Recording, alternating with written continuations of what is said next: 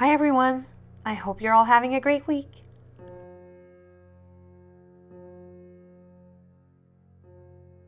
A little while ago, I challenged myself to work on black paper for the first time, and I learned a lot during this process.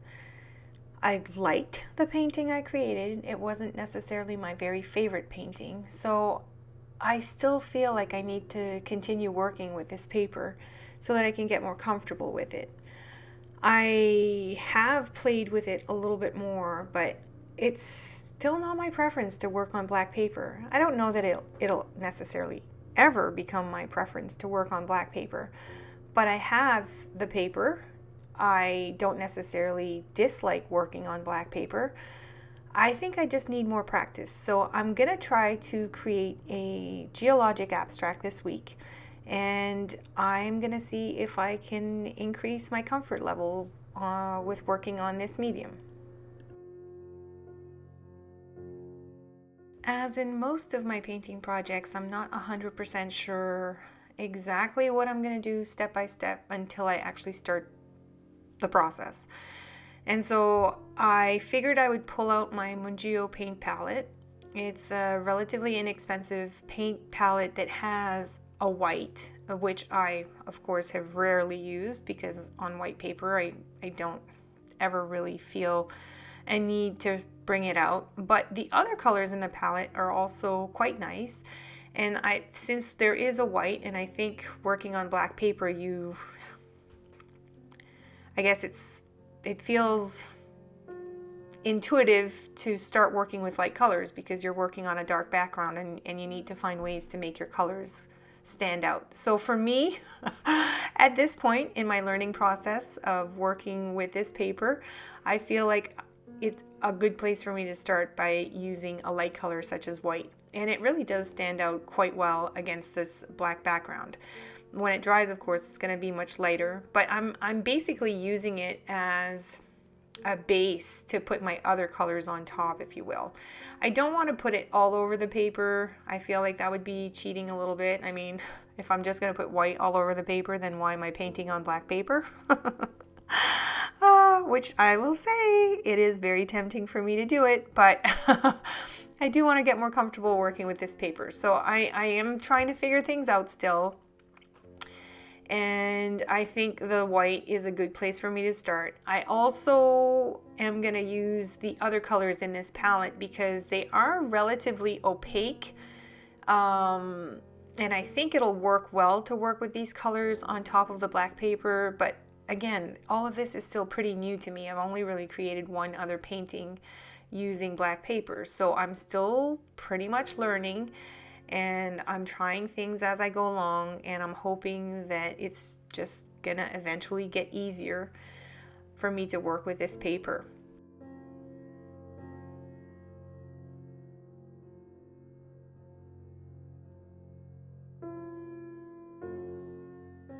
Since working on black paper is still a very new thing for me, I won't lie, I'm completely flying by the seat of my pants.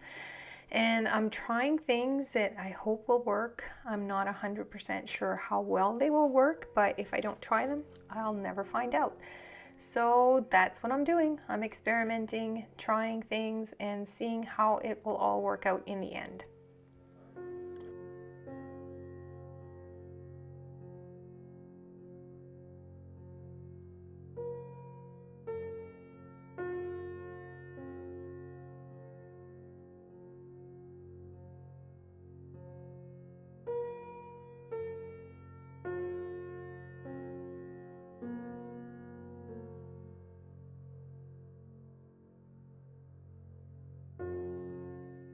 So I guess it shouldn't come as a huge surprise that when my colors that I initially applied dried, they dried much lighter, and that you can still see a lot of that black coming through on the paper. Watercolors tend to dry much lighter than they are when they are first applied, and there's no reason why it should be any different on black paper, but I guess the difference is a lot more remarkable. And so this is a challenge that I'm trying to work through, and I am hoping I can somehow figure out how to brighten up my colors.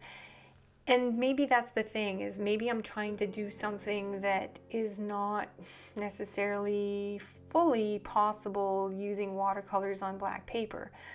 But I really love, for instance, like when I'm applying these colors, bright colors really do speak to me so loudly. And when I'm applying the colors like this on the paper and they look so bright, it really makes my soul sing.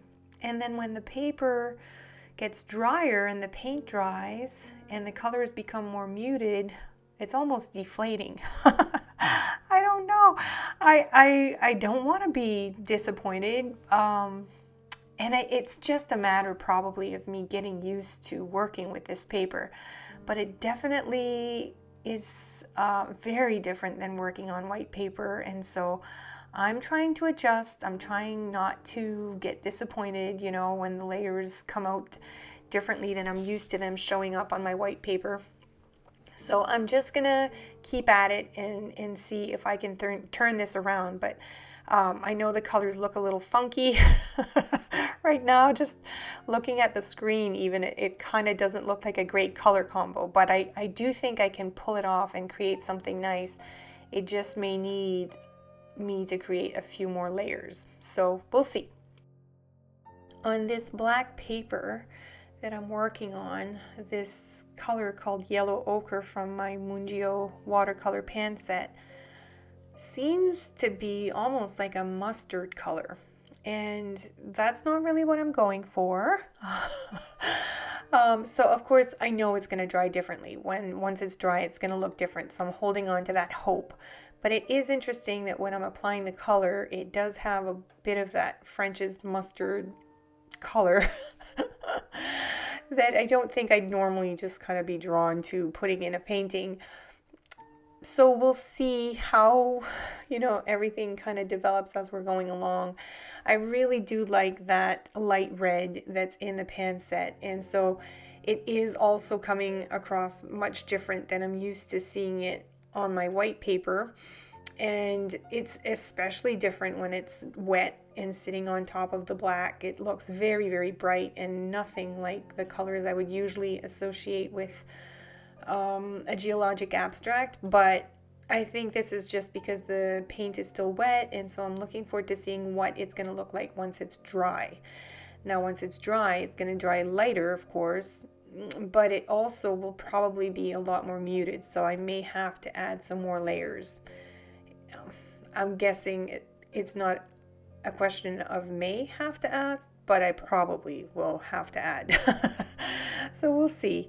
I'm still pretty challenged by black watercolor paper. I want to be able to work with it. I do find it pretty. I just don't know how the love affair with this paper will grow. Or maybe it'll become a love-hate relationship. I don't know. We shall see. But it is fun to experiment with new supplies and new substrates and to try different things. Oh, oh my gosh. It's quite different looking at it after it has dried. I mean, I'm sure you're seeing it as much as I am. It's interesting. So I want to try and lighten up that middle section where I'm going to create my quote-unquote rock formations, if you will, in the painting. And I've decided to, instead of adding it with a brush, I spritzed some water on my paper, and then I took my pipette and grabbed some of the paint from my palette that I had diluted with water, and I'm just sort of like dropping it into that section, and I'm hoping it's going to sort of bleed, the colors are going to bleed a little bit into one another so that it creates a section of metallic looking formations in the middle. So I'm applying some bronze, I'm applying some a color I think that's called Pearl. I'll verify that and make sure that it's the right color name in my video description. And then I'm just kind of letting that all blend. Part of me honestly wishes I had just left that section blank and had not put anything in the middle before adding the metallics, because I think the metallics directly on top of the black would probably look even better. But that's not what I did, so I'm just going to go with what I did do, and I'm going to try to make it work.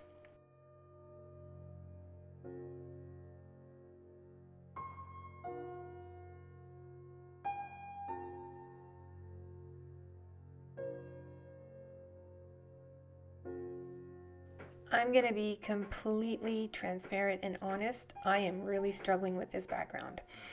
I am not digging what I'm seeing.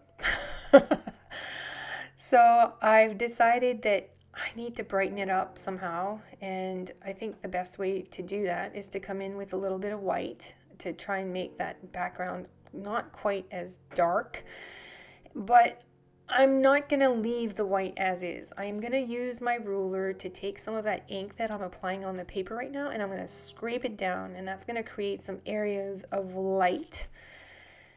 And once I'm done doing that, then I might come in and add some color on top. But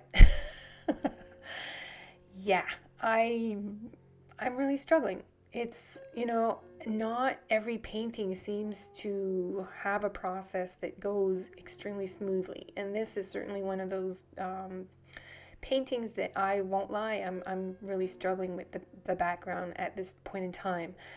I've mentioned on a number of occasions in my videos that I love working with bright colors. And so it's a huge adjustment for me to come in and work on black paper and not have my colors show up how I know them to show up on white paper. And so I'm having to adjust. I'm having to sort of trust in the process, even though, I'm trusting in a process that I'm not overly familiar with. So I'm having to build that trust as I go along. And it's not just a matter of building the trust, but also building the skill. So at this point, I honestly feel like my background looks like a hot mess. Oh, yeah, it's really a challenge. And it's a challenge that I'm continuing to work on. I don't want to give up on this painting, but I have honestly felt like throwing in the towel a couple of times on this one. And so, I don't like wasting materials, so I'm going to keep working on it. I don't know if I'll be able to turn it around yet or not. Definitely adding some black, some really pure black back to the painting, I think is going to help. So I'm using my India ink here, and I've pulled out my dip pen, and I'm adding some lines. I want to start working on creating lines in the middle of the painting where my quote-unquote rock formations are going to be. And I'm adding the ink on top of this section in particular, because usually what I have found is that when I work with my fountain pens over areas of a painting where I've added iridescent colors, the ink doesn't seem to remain quite as dark. It's like the iridescent colors bleed through the ink, and then my ink becomes a lighter black, and I don't like that. I really like bright whites and really dark blacks. And so when I'm working directly on this section using my India ink, I find the India ink usually offers a really good amount of coverage, and the iridescent paint doesn't tend to bleed through quite as much. So I'm starting to add these lines. I've used a nib on my dip pen that is pretty wide. I'm not sure if that was a good choice or not, but it's the nib that I intuitively grabbed, so I'm just going with it. The lines are going to look different than lines I've created in the past, and that's probably a good thing. It's always good to try something new so that I can learn how my tools work and how I can use them in the best way possible. I've been asked on a number of occasions if my paintings always turn out exactly as I want them to, and the very honest answer is no. For a couple of reasons, I guess. First of all, there's very rarely a plan when I set out. I get inspired by a color, I get inspired by something I saw in nature, or I just, start putting paint on paper and kind of let the process guide itself. And so I don't always know what my paintings are going to look like until the very end of the painting process. And that is exciting, and it can offer some really great learning opportunities and just a chance to really stay in the moment and paint completely intuitively.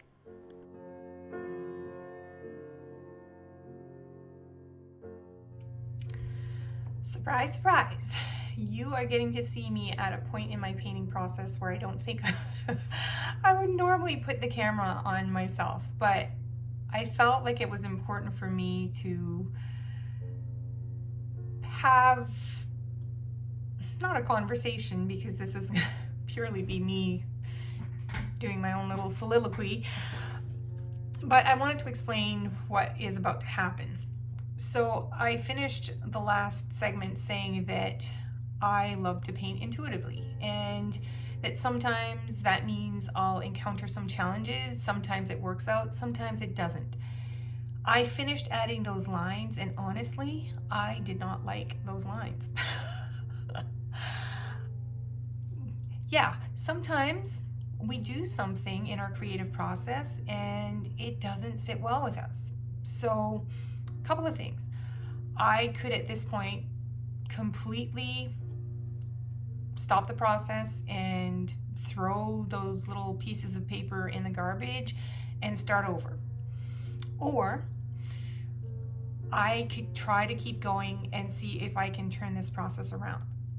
I was having a lot of struggles with this, and honestly, this is my second painting I've created on black paper. I felt daunted to start working on black paper in the first place because I've been working on white watercolor paper for so long now, it's kind of become a bit of a comfort zone. But it's good for me to push the envelope and to get myself out of my comfort zone, because this is how I am going to grow the best. I can't always be doing the things that are easy and come easily to me if I want to grow. So I'm going to continue to press on, but you'll notice that when I turn the camera back on, the painting will have changed, and there will be some more paint on the paper that wasn't there before I turned the camera on. And this is simply because at that specific point, I was about ready to throw in the towel, and I almost did. But then I added some more paint on top of what I had laid down, and I felt better about it. And so it's kind of the reason I guess I'm saying this is that there are ways to work around these issues. And the more we keep trying to do new things and apply our paints differently, we can overcome the challenges. But it's not an overnight thing. It's not like, I've painted my second painting on black watercolor paper and all of a sudden it's going to be the most wow painting I've ever seen. I'm realistic about that. The only way I'm going to get past this discomfort and grow my skills working with this medium is if I keep doing it. So I just want to encourage you to not give up, because sometimes in the painting process there are these moments where you really feel like you want to throw in the towel, and I completely get it because I am there right now. And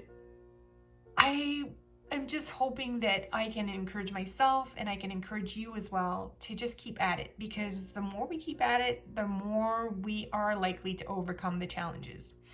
And I think there are ways to get there, but it needs to happen progressively and it needs to happen step by step.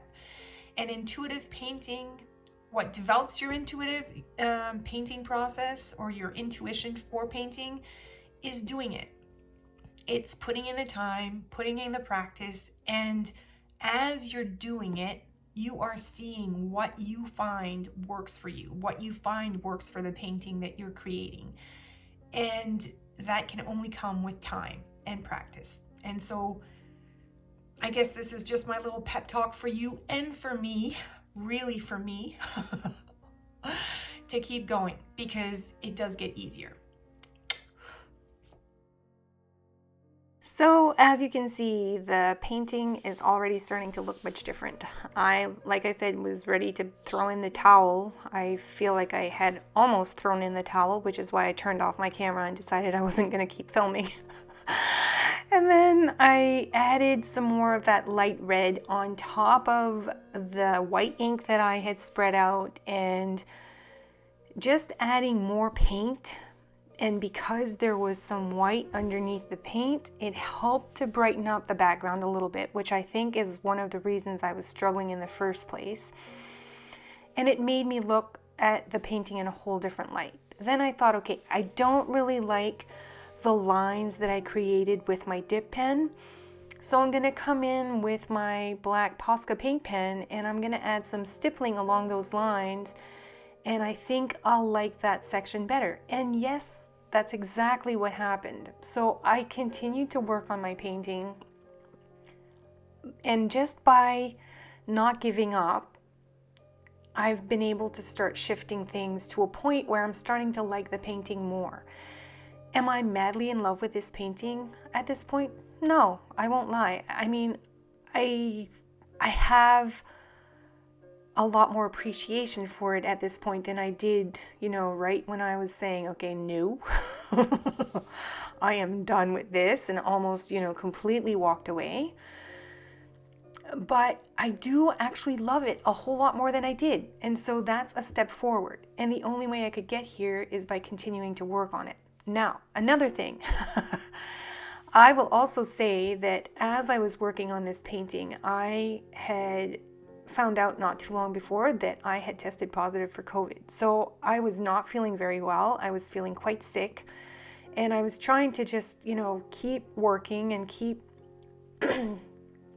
painting, because it's something that I really enjoy and I do find it very therapeutic. But I think my headspace was not good.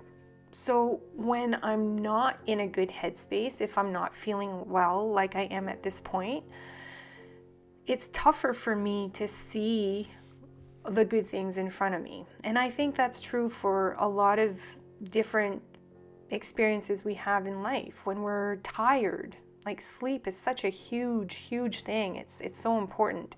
Health, huge. When we're not feeling well, it's often difficult for us to see and appreciate the things that are in front of us, or to not be quite as hard on ourselves. And that is certainly true for me. I have a history of being very hard on myself, and I know that when I'm not feeling well, I tend to be even harder on myself, which is kind of paradoxical, if you will, because this is a time when I need more compassion and I need more self-care and I need to offer myself more love. And I want to offer myself more love, more importantly.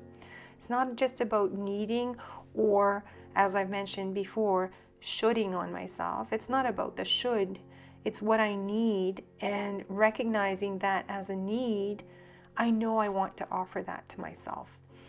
So stepping back from the painting, leaving it for a little while, and then approaching it again, maybe with less pressure, less expectations, helps to make the process easier. And so that's what I did here, and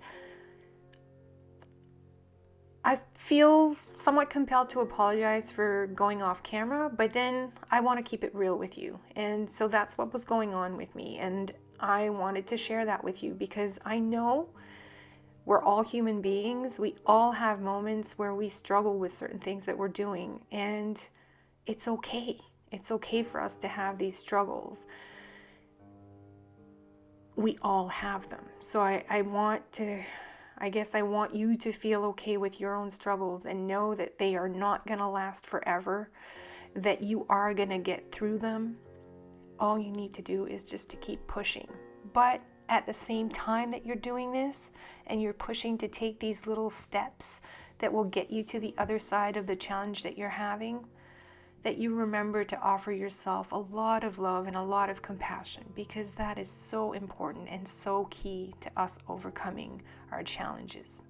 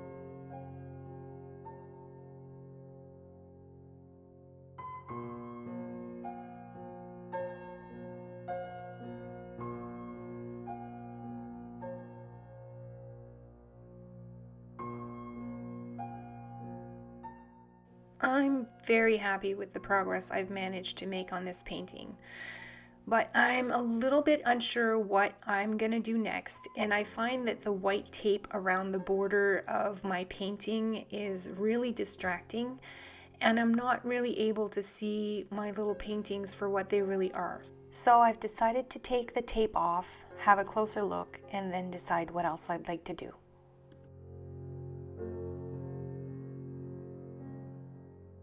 So yes, looking at my painting without that white border is definitely helping, and I really do love a lot more what I'm seeing on my paintings so far.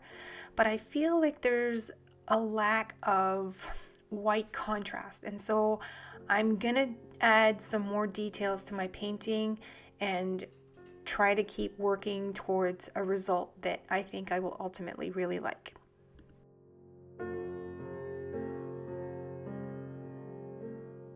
So when I'm not sure what I'm gonna do next, even though at this point I feel like I need to add a little bit more white contrast, I do the first thing that comes to mind. And since I was thinking white contrast, I thought, well, I'll pull out my white pen and I'll try to add a few lines of white in some of the sections of the painting to see if I can develop something I like. I'm not feeling completely sold on these white lines as I'm adding them, but I think I can manage to make it work, and I have an idea of what I can do after adding these white lines.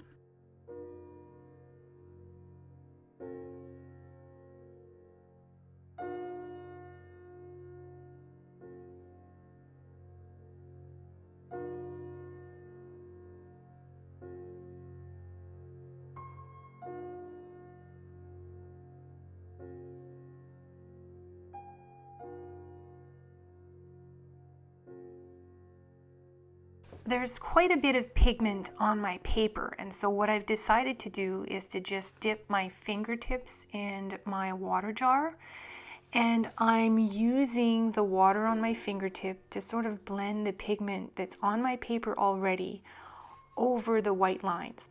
What it does is it sort of blends the white lines a little bit more into the background. It doesn't make them necessarily completely disappear. There will still be a slight appearance of them in the background, and I really like that way more than just adding the stark white lines. Not too long ago, I was at a point of almost giving up completely on this painting, and now having had just a few more or added a few more things to the painting. For instance, adding more pigment over top my background, over that white ink that I had spread with my ruler, that to me has made a huge difference. And one of the things I actually can say very honestly at this point is that I really love what happened with my background since I did that. It almost has created a bit of a rust-like effect or something that I honestly would have never discovered had I just given up on the painting. So I did it, and I'm so happy I did, because now this is something I can take with me in my toolbox. I know that I can recreate something like this or an effect like this by doing the very simple things that I did without knowing that they were going to lead to this result. So that's really cool. So I've gone from wanting to give up on this painting to now really loving it, and almost loving it so much that I just want to stop and leave it as is. But then there's the part of me that wants to keep playing and experimenting, because I am still learning how to use black paper, and I want to see how I can really maximize the effects I can create on it. I love this cobalt teal turquoise light. I think that's the name of the color. I always seem to get it wrong for whatever reason. And I think it looks especially cool over this light red, the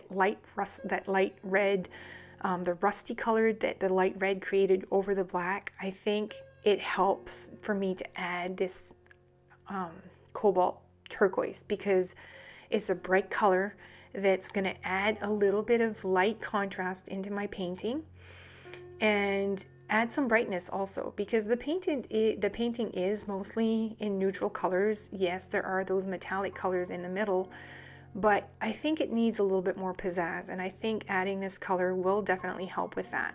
And so I'm using my micro mini brush here, and I'm putting pigment on my brush, but I'm not using a ton of water because I want to keep the pigment as bright as possible when I'm applying it. So my brush isn't completely dry, but there's pigment on there, not a lot of water, and I'm really lightly brushing my paintbrush over the paper. And because the paper has a bit of a texture to it, it is catching some of the bristles and leaving these really interesting little marks that I like quite a bit.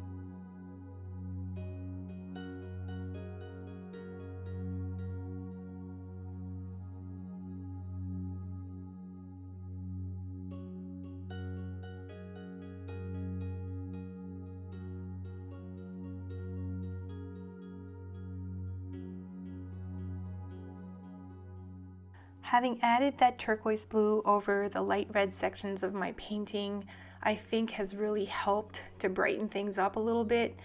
And I like the fact that it almost looks like an old rustic, like rusted,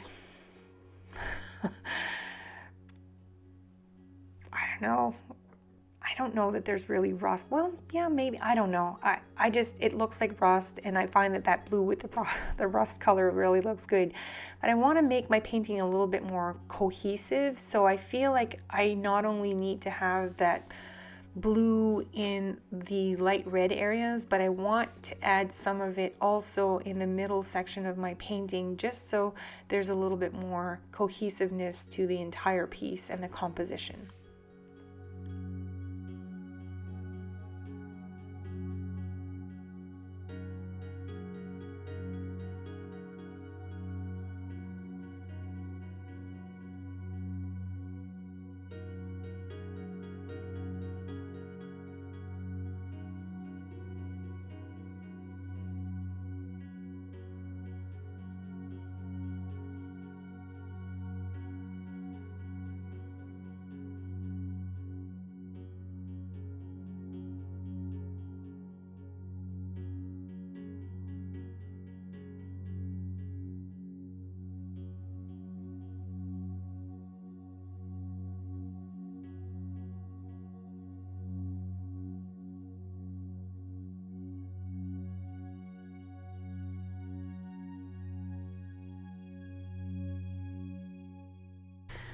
I've checked on my painting and had a look at it in black and white, and it still felt like it was lacking some light contrast. And so I've decided to come in with some of my white gesso and add some white here and there in the painting just to add a little bit more lightness. It's still pretty dark. It does look a little bit more bright with that blue added in, but it needs a little bit more punch of white and a little bit more light contrast. So this white, just adding a little bit of it here and there in the painting, not just in the middle section, but in a few different areas of the painting, I think will really, really help.